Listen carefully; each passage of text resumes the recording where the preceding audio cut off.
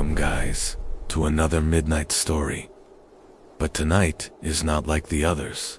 You shouldn't have come here. The shadows are watching your every step. The wind whispers secrets you were never meant to hear. Every creak, every rustle could be your last dot. Do you feel it? The darkness moving? Just behind you. Welcome to the Midnight Story. Story 1.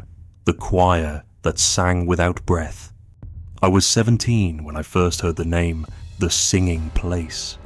It came from an old man who ran a bait shop near the south end of Cole County. My buddy Drew and I had gone in there for sunflower seeds and Dr. Peppers after a long day hiking Cinder Ridge. And the old man, sunken-eyed, maybe 90, had glanced at the mud on our boots and muttered, "You didn't go up past the shale ledge, did you? Where is the old church?" I told him we hadn't. I lied. We hadn't yet. But the moment he said, "the old church," Drew gave me a look. We both knew what we were doing that night. That's how it always starts, isn't it? One careless whisper from someone older and more scared than we understand at the time. We laugh it off, turn it into a dare, and head straight for the thing that should have stayed untouched. I wish I could say we were just being stupid kids, but I think there was something else at work. Something that wanted us to come up that ridge. The church sat half a mile past the shale ledge, buried behind thick pine and crooked rock formations. The trail narrowed until it disappeared completely, and if you didn't know what to look for, you'd pass it without knowing anything was there. The first time we saw it, it looked more like a lump in the trees than a building. The roof sagged. The paint had peeled off in long, sun-bleached strips. A bell tower, half rotted and covered in moss, leaned just a bit too far to the left. But the structure still stood, still waiting. We came back later that night. It was me, Drew, and Beth. She'd heard us talking about it in school and asked if she could tag along, said her grandmother used to talk about a church that sings, and how her uncle refused to go near it after coming back from Vietnam. That should have been enough to scare her off. Should have been enough to scare all of us off. We brought flashlights, but barely used them. The moon was high and bright, lighting the ridge in that cold, metallic way that makes everything look dead. We didn't say much on the way up. Something about the air. It was thinner than usual and carried no sound. Even the crickets shut up when we crossed into the clearing. The front doors of the church were swollen and splintered, but not locked. We had to push hard to get them open. The inside smelled like rot and iron. The pews stretched long and crooked down each side of a narrow aisle, facing a pulpit draped in what used to be white cloth. Behind it, a warped wooden cross leaned at an angle, like someone had tried to pull it free and gave up halfway. At first, we thought the place was empty. Then Drew whispered, "Do y'all see that?" The pews weren't empty. Every single one was filled. Maybe 24 people sat there, facing forward, backs straight. They didn't move, didn't breathe. Their skin looked almost waxy, pale gray with a sheen like candlelight. And their mouths, open, wide. As if frozen in mid-song, eyes glazed and lifeless. But they weren't decomposing. No smell of death, just stillness. Beth stepped closer. I grabbed her arm, but she shook me off. "They're mannequins," she whispered, though she didn't sound convinced. That's when the sound began. It started soft, barely there. A single note, like breath through a rusted pipe, then another, then harmony, low, distant, rising from the floorboards or the ceiling or the air itself. It grew into a hymn. Not one of us had touched a thing. The song moved through the chapel like smoke, wrapping around us. Bringing in the sheaves. Bringing in the sheaves. That hymn. My grandmother used to hum it when she'd peel apples by the kitchen window. I hadn't heard it since her funeral, but at that moment I knew the melody. I knew the rhythm, knew every damn word like I'd been singing it all my life. The figures in the pews stayed still, but the song felt like it was coming from them. The shape of their mouths matched the words. Beth stepped into the aisle. I called her name quietly, but she didn't turn, just kept walking toward the pulpit like something was pulling her by a string. Halfway down, she stopped. Her knees buckled and she collapsed hard on the wood. Drew ran after her. I hesitated. Something in my chest tightened, like all the air in the place had been sucked out. My ears rang. My flashlight flickered and died. When I finally stepped forward, it felt like I was walking underwater. The air had gone thick, hard to move through. The hymn kept playing, calm, steady, relentless. Drew was kneeling beside Beth, shaking her, whispering her name over and over. She wasn't unconscious. Her eyes were open, but wide and fixed, like she was listening to something far away. Then she started mouthing the words. No voice, just lips, forming syllables in perfect time with the hymn. Drew froze. "She's singing," he whispered. "She doesn't know it. She's not breathing." I tried to pull her up, but the moment I touched her shoulder, I felt it, cold, deep, and wrong, like pressing my hand to a grave that hadn't settled yet. I recoiled, and the hymn shifted. Minor now, darker. The tempo slowed, notes bending just slightly, enough to make the tune unfamiliar. That's when the figures in the pews began to sway. Not much, just a little back and forth like grass in the wind, their mouths still open, still silent, but moving. Drew let go of Beth and scrambled back. I turned to run, but the doors were gone, not closed, gone. Where they had been was just a wall, blank wood, smooth and clean like no door had ever been there. I started to panic, not full-on scream panic, but the kind where your thoughts jam up and your limbs feel like they're not yours. I kept turning, looking for another exit, a window, something, but the world had folded in around us. The church was no longer just a building, it was a mouth. The hymn stopped. Silence dropped like a hammer. Beth went limp.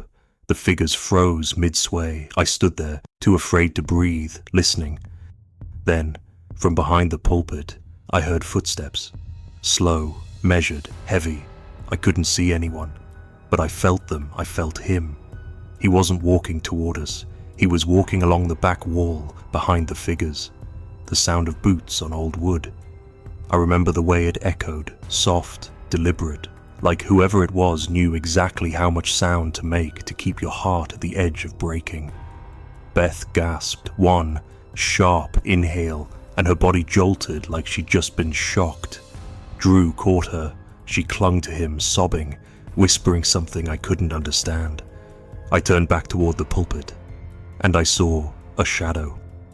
Not a full figure, just an outline, tall, shoulders too broad, head slightly tilted, standing behind the cross, watching. I didn't wait. I grabbed Beth's other arm and pulled. Drew didn't argue, we didn't speak, we just moved. The church seemed to stretch with every step, like we weren't getting closer to the wall, just deeper into the thing.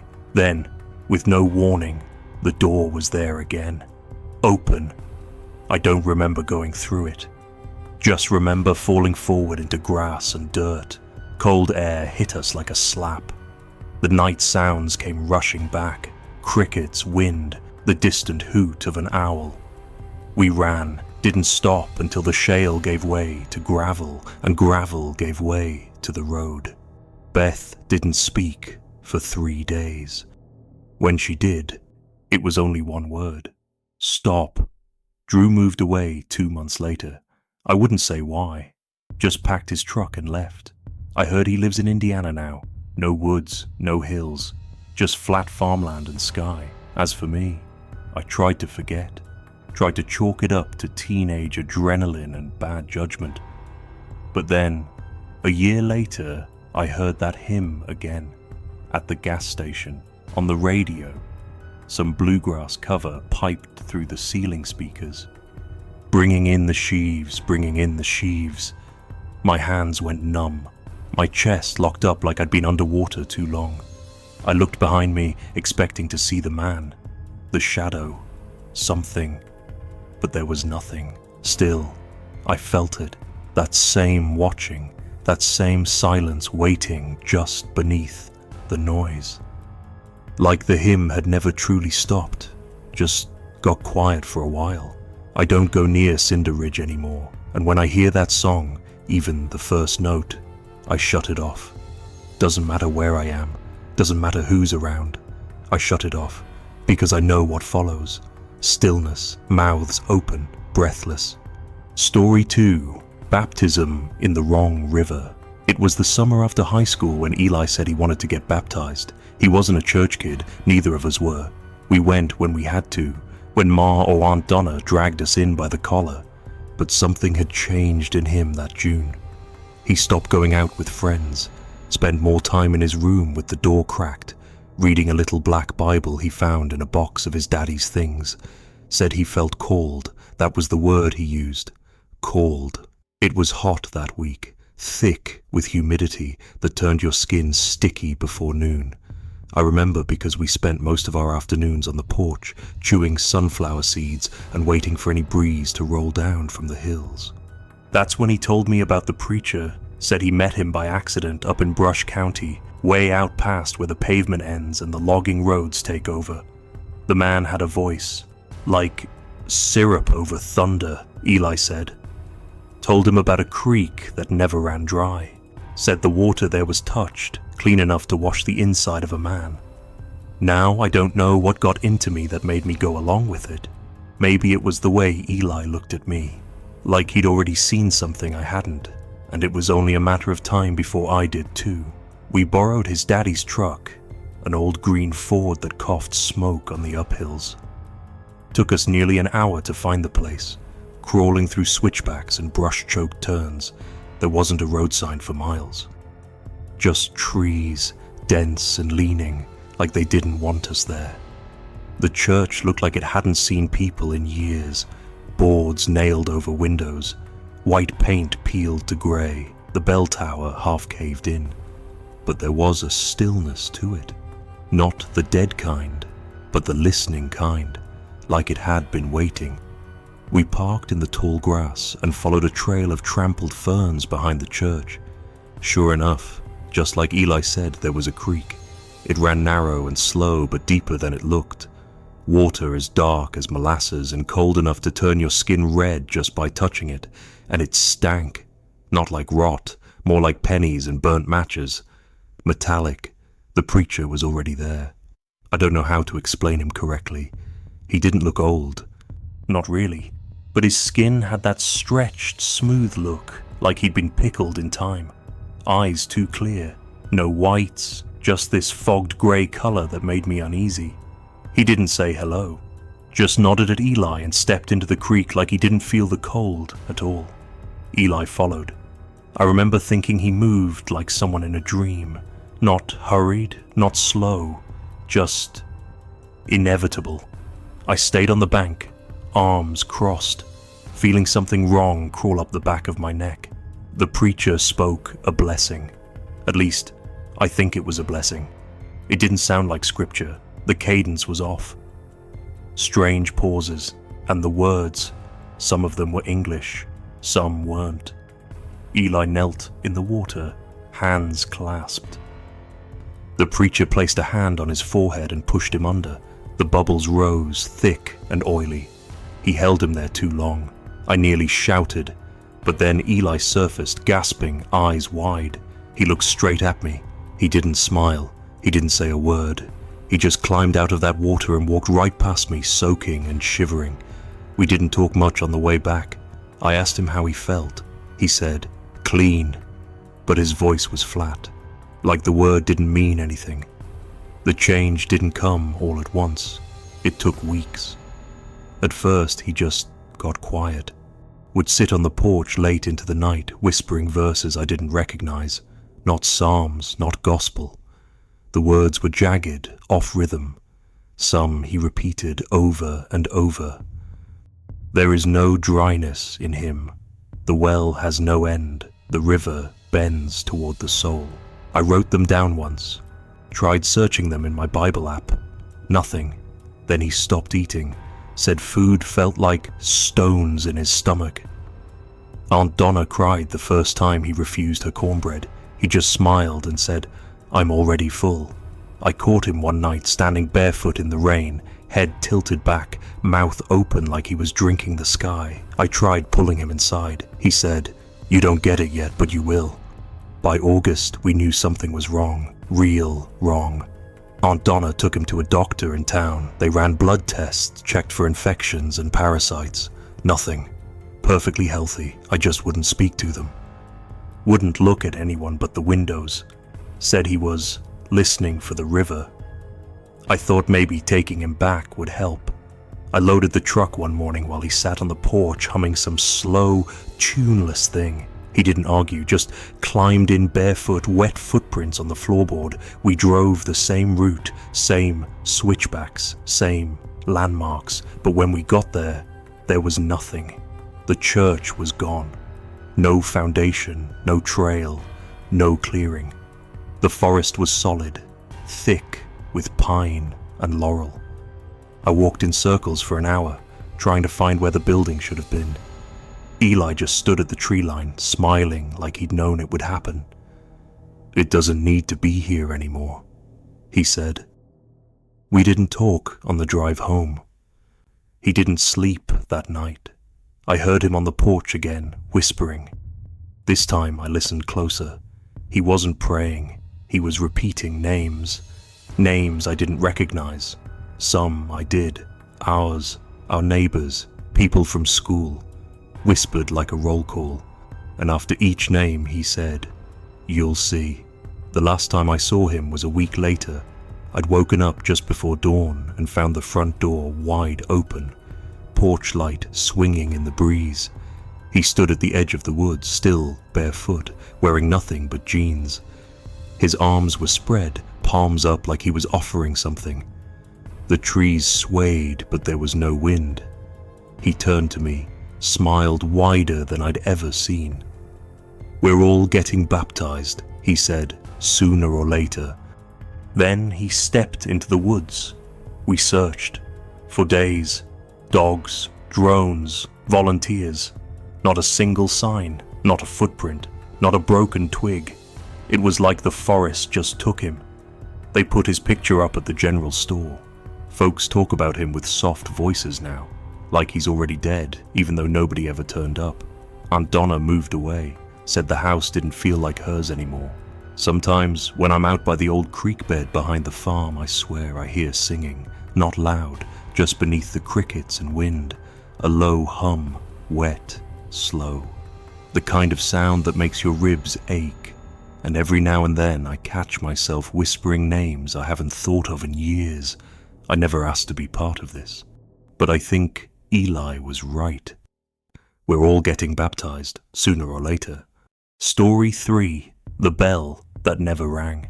There's an old coal road out near Hazard that most folks forgot about. It doesn't show up on maps anymore. It climbs too steep and crumbles in too many places for any real use. But I used to hike it on weekends when I needed quiet, when the world got too heavy and the house too loud. The hills out that way have a kind of hush you don't find elsewhere. Like even the birds think twice before speaking. I liked that kind of silence. I first noticed the church one October afternoon. It wasn't there before, not in any of my walks, not in any of the stories my grandfather used to tell about the hollers. Just appeared, tucked between a stand of black pines, about a quarter mile off the main trail. It was small. White paint blistered off the wood in long strips, shutters hanging like loose teeth. The steeple leaned a bit, its bell rusted solid, or so I thought. I stood there for a long while, just staring. Something about it felt still, but not in the peaceful way I usually found in those woods. This was a different stillness, the kind that presses against your skin just beneath the breeze. I didn't go on that day. I turned around, walked back to my truck, and told myself it was just an old building someone had started to fix and abandoned halfway through. That part of the world's full of forgotten things. Houses with trees growing through the roof, barns with no floors. But that night, I couldn't sleep. Not from fear, not exactly. Just this itch behind my ribs, like I'd left something undone. So the next day, I packed a thermos and set back out. Sunlight filtered through clouds, low and heavy, the kind that make it hard to tell what time of day it is. I followed the trail, cut through the pines, and there it was. Same place, same lean, only now, smoke, thin wisps rising from the chimney like it had just been lit. My first thought was squatters, or maybe someone restoring it after all. I crept up, boots crunching over brittle needles. The front doors were open, wide, like it was expecting me. Inside, the air was warm, and not from sunlight. There was a fire burning in the little stove tucked behind the pulpit. Candles lined the windowsills and altar. Fat white ones that hadn't melted far. On the altar sat a fresh loaf of bread, still steaming faintly. The smell was off. Not bad, but off. Like bread, yes, but with a faint tang, something sour just beneath the crust. That's when I noticed the bell. It was swinging, hard, like someone had yanked the rope with fury and let it go. Back and forth, high enough to catch the eye, iron mouth yawning open at each pass. But no sound. None. The silence it cut through was complete. My ears rang just from the absence of noise. I backed away slowly, heart thumping harder than it ought to. I don't remember leaving, just that I was outside suddenly, standing in the cold, staring up at the steeple. That night, I dreamed. In the dream, I stood inside the church, same as before, but it was full now, not with people, but with presence. Candles flickered without wind. The bell swung above me, and this time it rang, deep and slow, a funeral toll. Each note felt like it came from inside my chest, not outside. I couldn't move, couldn't breathe, just stared as the bread on the altar rose and cracked open, steaming in time with the bell. When I woke up, I was soaked in sweat, and the echo of that bell still rang behind my eyes. The next morning, something was wrong. Our farm's small, 2 acres of sloped pasture and a fenced chicken run. My wife, Jo, had gone into town early, so it was just me when I stepped outside and noticed the quiet. Not unusual on foggy mornings, but this was different. I walked the perimeter. The chicken coop was empty. The gate is wide open. No feathers, no signs of struggle. The barn too, stall doors swung out, feed untouched. Our goat Millie gone without a trace. Every gate, every latch, every barrier, open, no damage, just unlocked. I called Jo, told her to pick up extra locks. Maybe someone was messing around, trying to scare us. We didn't talk about the bell. I wasn't ready to admit that part out loud yet. But in the back of my head, the sound kept playing, like a memory you can't rub out. Over the next week, it happened again. A cat from the neighbor's barn. Then a whole string of coyotes that had been scavenging our compost. Gone. Each time I heard the bell that night, never loud, just enough to notice. And each time, something vanished by morning. No blood, no mess, just absence. I stopped hiking after that. I stopped sleeping, mostly. Every night, I'd lie in bed, waiting, and almost like clockwork, sometime around 3, I'd hear it. Not through the walls, not through the air. Inside, like the ring of a tuning fork pressed behind my eyes. I finally broke one night. Jo had gone to visit her sister for a long weekend and I was alone. The night was thick, sky the color of bruises, moon drowned behind clouds. When the bell rang, I stood up, pulled on my boots, grabbed the old lantern from the porch. I told myself I wasn't going there, I just needed air. I needed to see the sky, but my feet had other plans. The trail unfolded before me, pines parting with a whisper, and before I knew it, the church stood in front of me again. Only this time, it was new. Paint white and clean, windows clear, steeple straight. The bell tower gleamed faintly in the dark, and it was still swinging. No rope attached. Just motion, without cause. I stepped inside. The pews were full. Folks sat shoulder to shoulder, heads bowed, hands folded. No one looked at me, no one moved. They weren't breathing. I walked the aisle, feet thudding soft on the wood. Every face was familiar. My old schoolteacher, my barber, my great-uncle Roy, who died 10 years prior.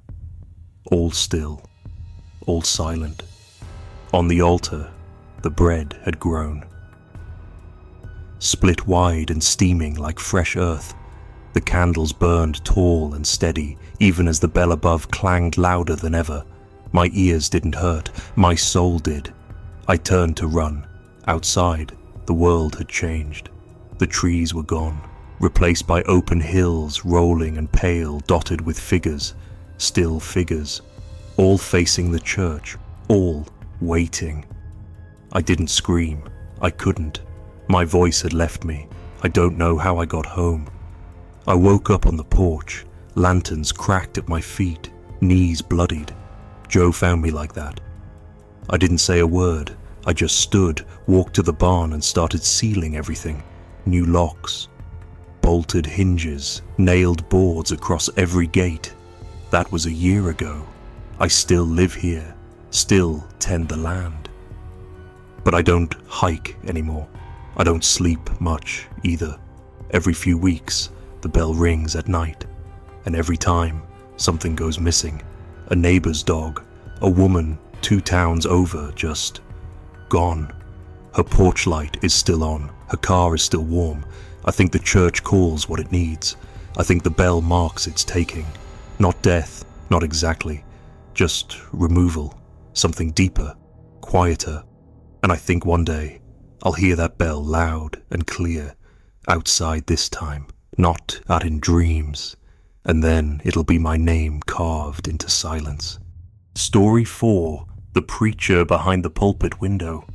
We used to take the long way into town when I was little, mostly because the truck's brakes weren't worth a damn, and my grandpa didn't trust the main hill. That road took us past Hellbriar Hollow, a stretch of land that even the deer seemed to avoid. Thicker woods, colder air. Always felt like you'd cross some invisible fence when you got near it.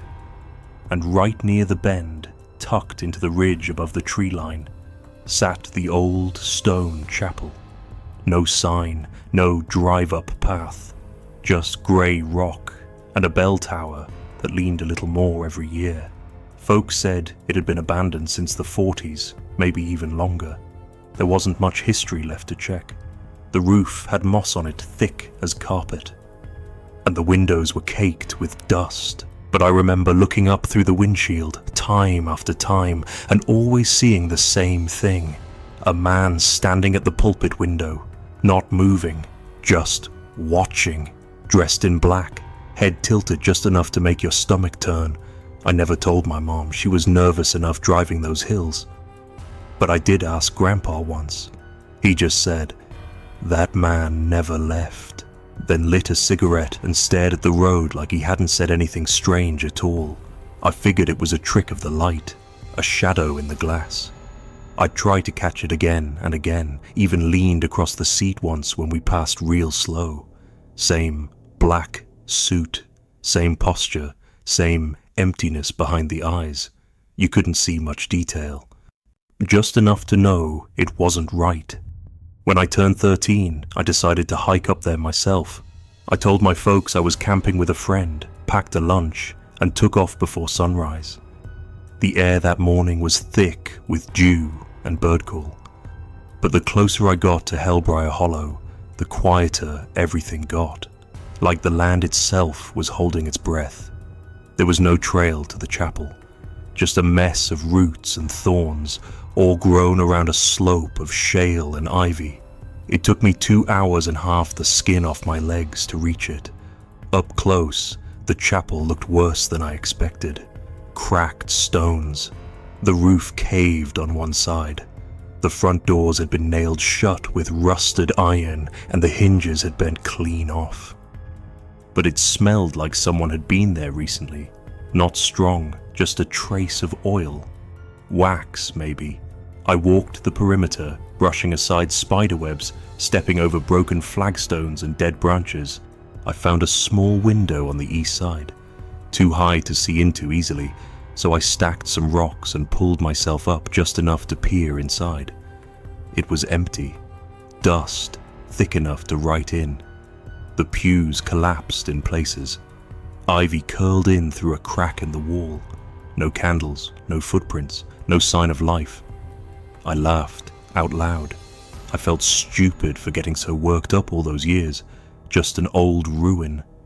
But when I turned to climb down, I glanced at the window again, not through it, at it. And I saw him, standing behind me, not in the chapel. In the reflection, black suit, head tilted, hands folded in front of him like he was waiting. My breath caught. I turned fast, nearly slipped off the rocks. No one there, just trees and wind. But the image in the glass lingered for half a second too long, like it didn't want to leave. I ran.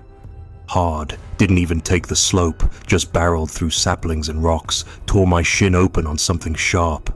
Didn't stop till I hit the bottom trail, panting and shaking. I told myself I imagined it, that it was a shadow, a tree, anything but a man. I didn't go near that chapel again, not until last spring. I was back visiting Mom after her surgery, helping her around the house, fixing up the porch rail, that kind of thing. One morning, I went into town early for eggs, drove the old route without thinking. Fog rolled in as I rounded the bend, and out of habit, I looked up at the ridge. He was there. Same window, same stillness. 30 years hadn't changed a thing. I almost wrecked the truck trying to keep my eyes on the road. My hands shook the whole way to the market. I didn't say a word to anyone. But that night, while brushing my teeth, I caught movement in the bathroom mirror, just a flicker, like someone behind me, right behind. I turned fast. Nothing. It happened again 2 nights later. Then again. Always the same. A flicker, a shape, a black suit where no one should be. It didn't matter what room I was in, bathroom, kitchen window, even the side mirror on my truck. And it was always behind me, never beside, never in front, just off to the edge, enough to freeze your blood before it vanished.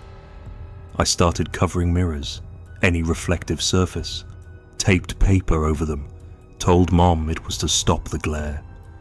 She didn't question it, but I couldn't sleep. Not really. I'd wake up to the sound of shoes on old wood. The floor creaked in a rhythm that didn't match mine. I'd hear faint whispers, like the end of a sermon heard through a wall. Always too far to catch the words, always too close to ignore. Then one morning, I found a single dead moth on my pillow. Wings folded like praying hands. I didn't think much of it, but the next night, I found 3, all facing the same way.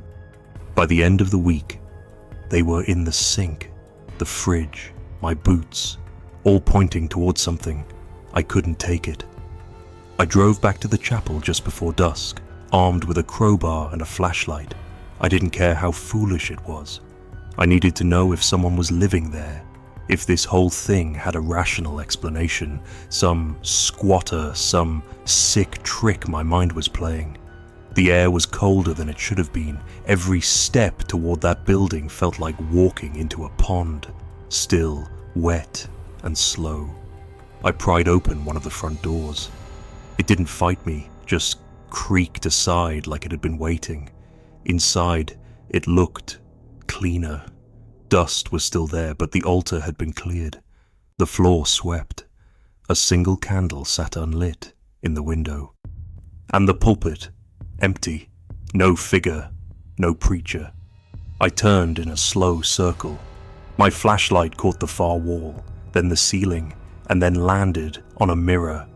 An old, cracked thing hung above the altar like some forgotten relic, and in it, behind my shoulder, stood the preacher. This time he moved, his hand lifted, slowly, like underwater, and pointed, not at me, past me. There was nothing there. When I looked back at the mirror, it was empty, just me, pale and shivering. But I could still feel him behind me, even when I left. That was 3 weeks ago. I haven't been right since. I see him in reflections, yes, but not always clearly. Sometimes just a fingertip on the glass, a shoulder, a tie clip. He's closer now, doesn't vanish as quickly. I don't tell people. Who would believe it? But it's real. He's real. I don't think he's trying to hurt me. I think he's waiting. And sometimes when I brush my teeth at night and catch him in the mirror just behind my left ear, I think, maybe he's not waiting for me. Maybe he's waiting for someone else to look. Story 5. The revival that never ended. I was headed down through Flint's Crossing last fall, coming back from an overnight haul of building supplies for my cousin's new place outside Hazard. Nothing urgent, just old paneling and some drywall, but I liked taking the back roads. Always have. You don't see much traffic, and there's something about the way the trees lean close to the gravel, like they're trying to hold onto you. Anyway, I was somewhere past the ridge where the road narrows to almost nothing when the truck started sputtering. At first, I thought it was just bad gas. Then it coughed, lurched once, and died right there. Wouldn't even click when I tried the ignition again, just dead. No cell service either. Of course, no bars. No birdsong, just wind and gravel and the kind of quiet that doesn't feel natural.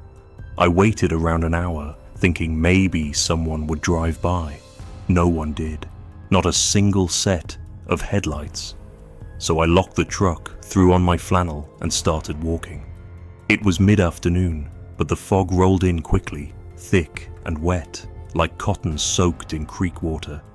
I couldn't see 20 feet ahead by the time I came to a break in the trees. That's when I saw it. A church, small, made of old clapboard wood, glowing like it had a furnace burning inside. Light poured from the windows, amber and soft, and I swear I heard singing before I even stepped off the road. Now, I've been to my fair share of Appalachian churches, both the ones with stained glass and the ones with folding chairs and leaky roofs, but this one, something about it made me stop and listen. The singing wasn't sad like some hymnals, it was joyful. People were stomping, clapping, hollering, Amen, and praise his name like they were getting saved every second. It drew me in. The front doors were wide open, and before I knew it, I was stepping across the threshold like I'd been expecting. The warmth hit me first, not just from the candles and lanterns strung along the rafters, but from the people, dozens of them, all in simple clothes, old-fashioned but not dirty or ragged. They smiled like they knew me, nodded. A woman handed me a cup of water. A man clapped me on the shoulder and said, "You made it in time, brother. The next sermon's about to start." The preacher stood at the pulpit, sweating through his vest, eyes wild with something between joy and fire. He shouted and whispered and moaned like he was pulling words from deep underground. But the thing that stuck with me was the rhythm of it. Every sentence had the same shape, the same pauses.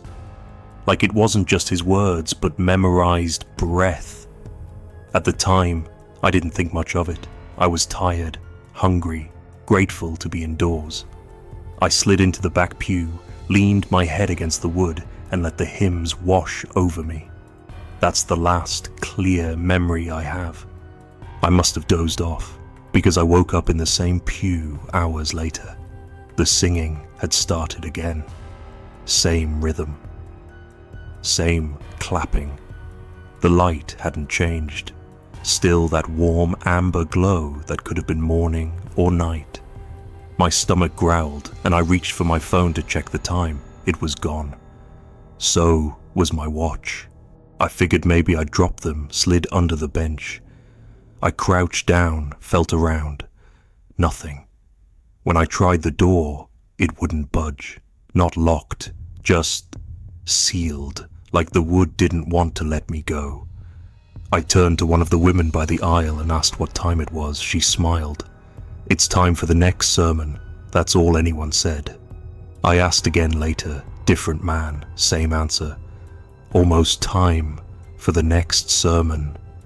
They kept singing, kept clapping, the same exact song I'd heard when I first stepped in. "Oh brother, won't you rise and shine?" Over and over, like a record with no end. I lost track of the hours. I tried to sleep again, but every time I closed my eyes, I'd jerk awake to the sound of the preacher yelling, "Praise be." So close I thought he was in my ear. My mouth was dry, my head buzzed. I tried to push out through a window, just old glass panes, right? But they wouldn't give in. Not even a crack, just smooth, humming resistance. That's when I noticed the faces, not the ones smiling and stomping.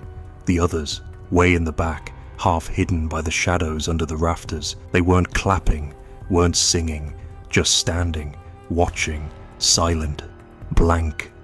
I met eyes with one of them, a boy who couldn't have been older than 16.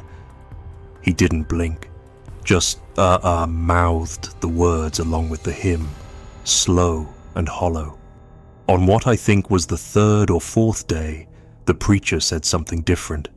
He said, "It's been such a blessing having our new brother here. Let's give thanks that he's found his place." And everyone turned and looked at me. I didn't know what to do. I just nodded, stood up, smiled like I was supposed to. But inside, I felt like a rabbit caught in the brush. That night, I pretended to sleep. When the lanterns dimmed and most of the folks settled into their pews, none of them ever seemed to leave, I snuck to the back door again. I pressed my ear to the wood. No sound outside, no wind, no bugs. Just pressure, like the night itself was pressing inward. I didn't know what I was hoping for. Maybe a noise, a break, something to tell me the world was still turning. I don't remember getting out. That's the worst part. One moment I was standing in that chapel, my face cold from the glass. The next, I was lying in the gravel where my truck had broken down, hands scraped, clothes damp.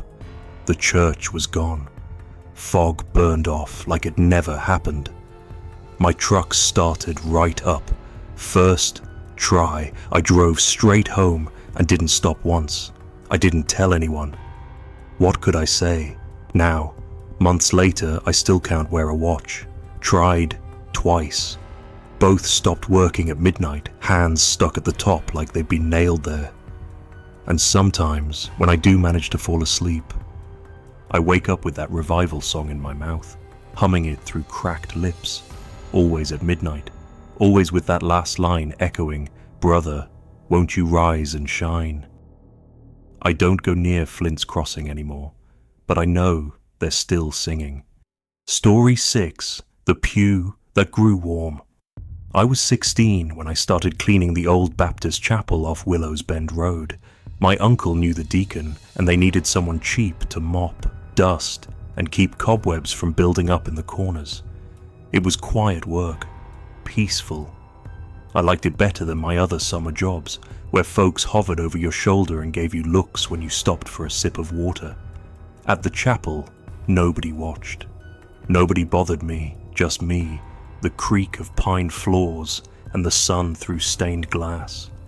I brought a little transistor radio sometimes, but most days I just worked in silence. It felt more right that way. The church hadn't had regular services in years by the time I got there.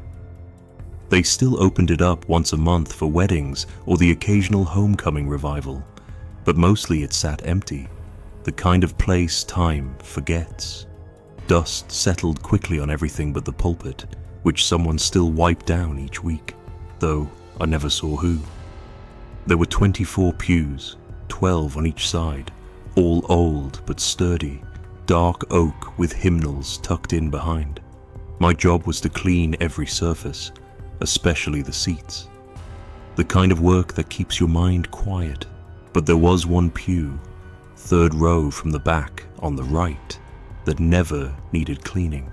No matter how long it had been since I dusted, that pew stayed spotless, like someone had just stood up and stepped away.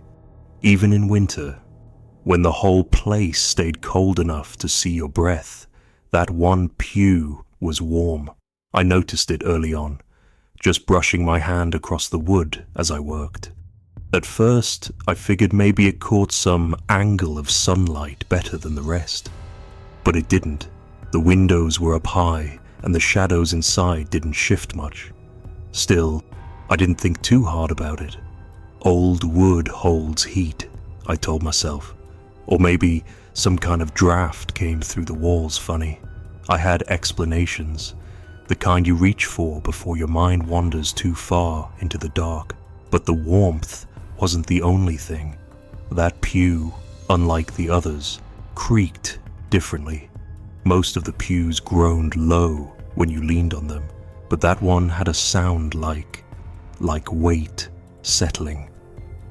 Subtle, measured, like someone shifting their position just slightly. I'd walk past it with my mop, and sometimes just as I reached the altar I'd hear it behind me. That faint shift. That wood sound that only comes from flesh against timber. I'd turn, expecting to see the preacher come in early, or one of the old ladies from the deacon board stopping in. But it was always empty. One evening, about a month into the job, I stayed late. I'd been scrubbing the windows with vinegar and water, trying to get the dead fly streaks off before the morning crowd came for some women's prayer group. The sun had already dipped below the ridge, and the only light came from the wall sconces I'd clicked on by the front doors. I was crouched under the window with a rag in hand when I heard it, breathing, slow, deep, like someone asleep. It was coming from the pew. I stood real still, heart racing. Every instinct told me not to look, just grab my bag and leave, but I turned anyway. The pew was still empty, but I saw the seat bow down, smooth and quiet, like someone had just risen to their feet. My skin went cold. The air didn't move, and for half a second, just before my vision caught up to the moment, I swear to God, I saw a figure. Not clearly, not face or clothes, just the outline of a man, right where the warmth always was. Then it was gone. I backed away, hands shaking, and dropped the rag. There, burned faintly into the wood, was the shape of two palms pressed flat on either side of the pew, and between them, the indent of thighs. Not carved, not stained, burned in, but only visible in that moment, like a trick of light and shadow. I blinked, and it faded. I didn't clean the rest of the windows. I just grabbed my things and walked out, locking the door behind me without even flipping off the lights. I didn't go back the next day. I called my uncle and told him I was done. Didn't explain why. He didn't ask much, just sighed and said he figured I'd last longer than the last kid. I didn't know there had been a last kid. For a long time, I tried to forget about it. Time has a way of sanding down the edges of memory, and I let myself believe I'd just been tired. Stressed. Saw something that wasn't there. 2 years later, they tore the church down. Said it was falling apart, that keeping it up wasn't worth the county budget. I read about it in the Gazette. Saw the photo of the steeple half collapsed, ivy choking the foundation. But what caught my attention wasn't the article. It was the name of the man who ran the bulldozer. Died in his sleep that very night. I am 48 years old, healthy, no known conditions, found by his wife the next morning, peaceful as anything, except his hands were clasped on his chest, like in prayer. Nobody else thought much of it, just one of those things. But I did, because I remembered that pew. I remembered the warmth, the breath, the seat bowing under the weight of something unseen, something to watch. And sometimes now when I visit other churches, weddings, funerals, the occasional Christmas service, I make a point to walk the aisles, quiet, like I'm looking for a seat, but I'm not. I'm feeling, running my hand across the backs, the wood. Every now and then I find one that's just a little warmer than the others. And I don't sit there. I never sit there. Story 7, The Night Sermon, in the Fog. Back in the summer of '89, I took to hiking alone more than I probably should have. I was 24, just out of school, and trying to get my head right after my mom passed. I liked the silence, the way the mountains held you. The trails around High Hollow weren't popular then, not even marked properly, just old timber roads and deer paths that locals barely used anymore. I packed light, had a topo map, and planned to be out no more than a day. I told my uncle I'd be back by dark. I didn't think I'd need to leave a note. The weather was clear when I started, sky so blue it felt fake. But sometime in the late afternoon, that changed. The fog came fast.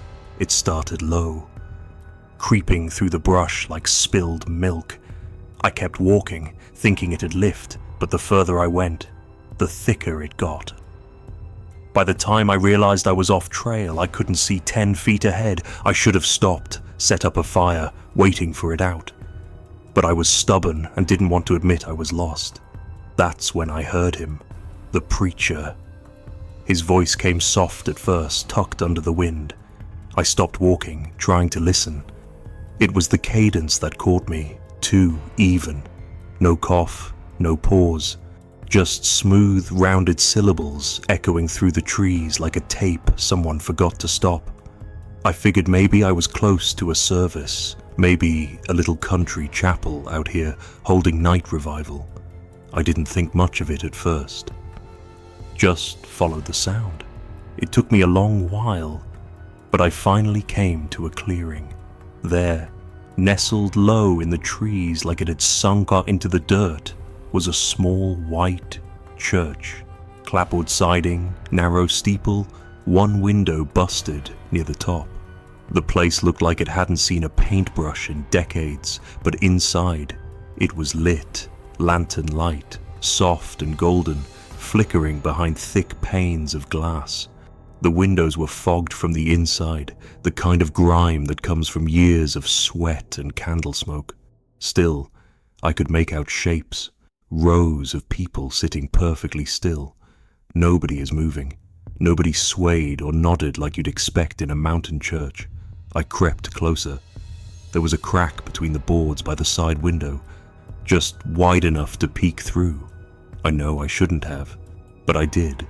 There were maybe 20 folks inside, all dressed in plain clothes, men in suspenders, women with their hair tied back.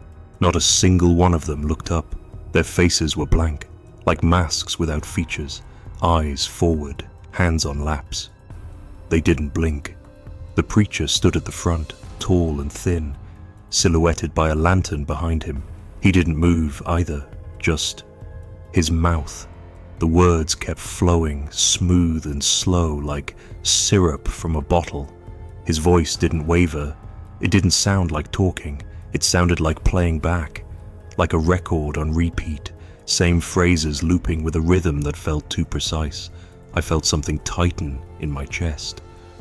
The kind of feeling you get when you realize you've stepped somewhere you weren't meant to. I backed away, careful not to snap a twig, but the fog had thickened again while I watched. I turned to leave and couldn't even find where I'd come in. The woods pressed close, and the trees looked wrong, like they'd shifted while I wasn't looking. I walked in what I thought was a straight line, but kept coming back to the same patch of moss-covered rock 3 times in a row. That's when I started to panic. The preacher's voice didn't stop. I could still hear it. No matter how far I walked, it never faded. Just that same cadence, that same hypnotic rhythm, like it was following me, like the sermon never ended. I tried to call out, anything to break the air, but my voice came out weak, swallowed by the fog. Every time I turned, I expected to see him standing there, but he never came close. Just stayed right behind my ears, murmuring that endless string of words. I don't remember how long I wandered. Time got strange. It felt like I was in a loop, moving without getting anywhere. The ground never changed. The air stayed damp and heavy. At some point I tripped and fell hard, scraped my hands bloody on a tree root. Just lay there, trying not to cry. That's when I saw a light. A single pair of headlights coming faint through the mist. I scrambled toward it like a drowning man. Broke through a hedge I didn't remember seeing before and found myself right on the shoulder of Route 46, just as the sun was starting to rise. A pickup slowed down and the driver leaned out, asking if I was all right. Said I looked pale as a sheet. I lied and told him I'd gotten turned around camping. He didn't press, just handed me a thermos of coffee and drove me back to town. Later that day, after I'd cleaned the blood off and tried to sleep, I went down to the general store and asked the man at the counter about the church in High Hollow. He looked at me funny, didn't answer right away, just chewed his toothpick and finally said, "Ain't no church up there, just that old preacher far as folks say, fella who never stops talking." Then he squinted at me. "You heard him too?" I didn't know what to say, just nodded and left. I've never gone back to High Hollow, but sometimes when the fog rolls in thick and I'm driving alone, I swear I hear that voice again, just under the hum of the tires, same tone, same rhythm, still preaching, still calling, and I wonder if he ever stops. Story 8, Communion with the Wrong Crowd. I was 11 the summer my Aunt May took me up the mountain. She wasn't really my aunt, more like an old friend of my mom's who lived alone in a one-room shack above the switchback trails. Folks said she kept to herself too long, but Mom trusted her. Said a few days in the mountain air would clean the rust off me. I'd been sick, quiet, couldn't sleep through the night without seeing shapes in the corners. So I stayed with May, her place tucked in where the trees pressed close and the ground smelled like ash and wet stone. She was kind but always watching, like she was waiting on something. That Sunday, she said we were going to worship with the old crowd. We hiked up past the spring, past two huge boulders that leaned together like leaning heads. There was a clearing behind them, and in it sat a little wooden church no bigger than a double shed. The air turned thick there, like it was holding its breath. Trees curved inward above us, canopy tight and strange, like it didn't want sunlight getting in. Inside, it was quiet.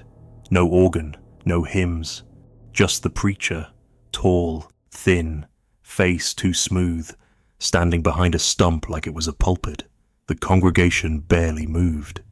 They stared ahead, blank and patient, like they'd been waiting years. May squeezed my hand and whispered low in my ear, "Don't drink, just pretend."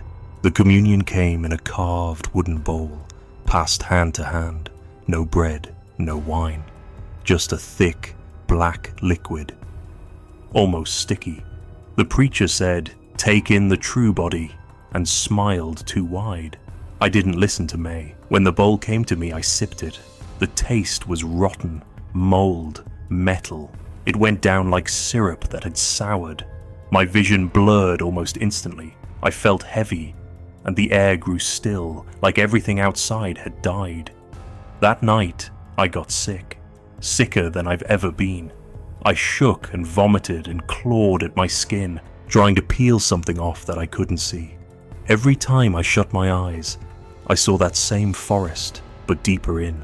There was a long wooden table beneath the trees. People sat at it, pale, chewing something unseen. Their eyes rolled back. They never looked at me. May stayed quiet the rest of the night. Just sat near the window, humming something slow and tuneless. The next morning, I woke up on a cot by the fire. She was gone. I made my way back down the mountain, weak and still shivering. When I got to her house, it was empty. No food, no fire, no sign she'd been there for days. But on the porch sat the wooden bowl, still damp inside, still smelling like rot. I never found her again. No one ever did.